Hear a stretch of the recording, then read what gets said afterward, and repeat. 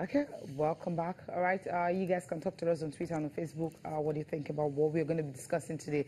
I think maybe before they can do that, we have to listen to the sports minister, right? Concerning the basketball issues. Sets the tone. I think it's good that way. I mean, everybody will be able to make up their mind. A lot of revelations came out from that one. A lot of people worried about what's happening in basketball. Whatever we are saying now is what we have known before.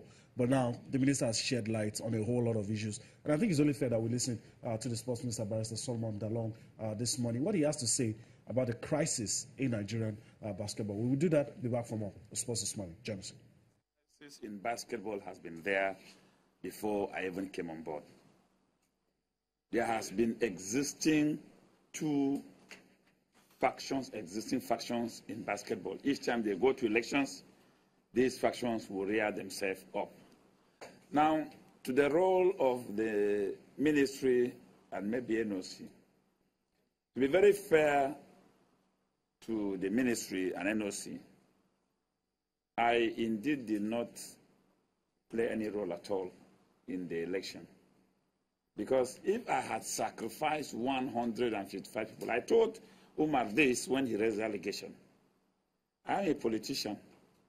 If I want to have taken over the leadership of basketball, I don't need to surrender 105 board members in basketball.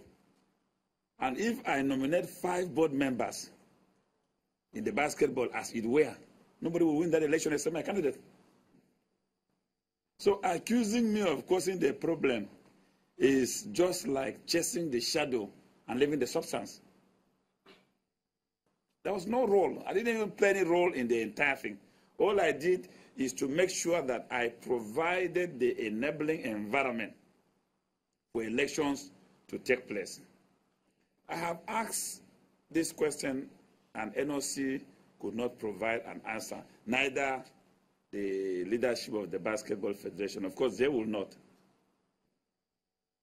Can somebody who did not participate in a process, he didn't buy form, he didn't participate in any of the process of the election, can he be said to be a faction in that same election? And I offered myself, if he had come to me for consultancy, as somebody who was taken into politics at a very tender age, I would have advised him, if you want to cause problem in politics, you go and join, you pay. Once you buy form, you have reasons to cause trouble. But this is somebody who did not buy form. He has nothing, he lost nothing in the whole electoral process organized by NOC. He lost nothing. The only thing he did was, I was told that they gathered and they elected him.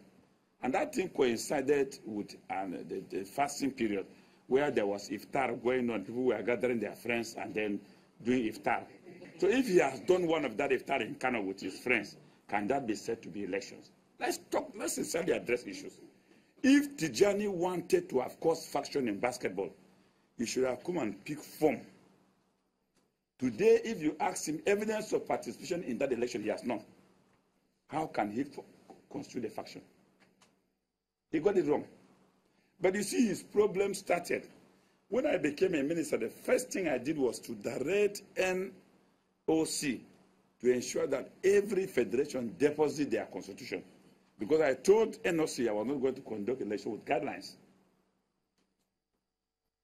At the end of 3 months of my directive, only 5 out of the 33 federations deposited constitutions.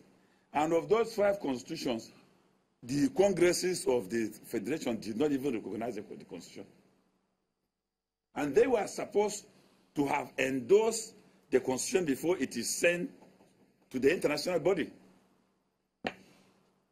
Basketball attempted to have a constitution, but the process also failed. Because they went for the Congress to endorse the constitution. And Tijani Umar used Air Force officers and police to send members of the federation, prevented them from entering. The president of NFF, Engineer Abu Gumel, begged him to allow them enter. They were only about 2 or 3. So, yes. So if you have already constituted your own majority, what will 2 people, 3 or do? He refused. My representative as a minister appealed to him to allow the 3 people entered. He refused.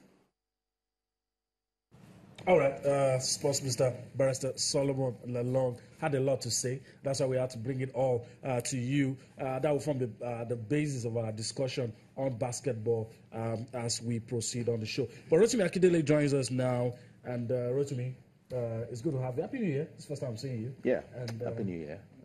Compliments of the season. Same to you. Thank you. Yeah. Good to be here. You've heard it all. Actually, you didn't hear it all, but you heard most part. But your impression? Well, I think we're still in circles.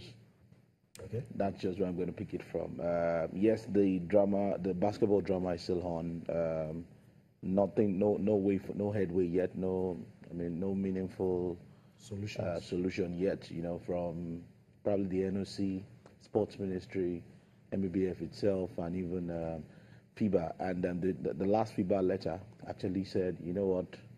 Yes, we'll give you guys an extension to see if we can sort this or resolve this, but we'll still communicate with these 3 people. As it stands, no board is in place, and that's just the truth. So if you get a release and say the new MBBF board, it's really nothing. I mean, we are not kids, so we understand English.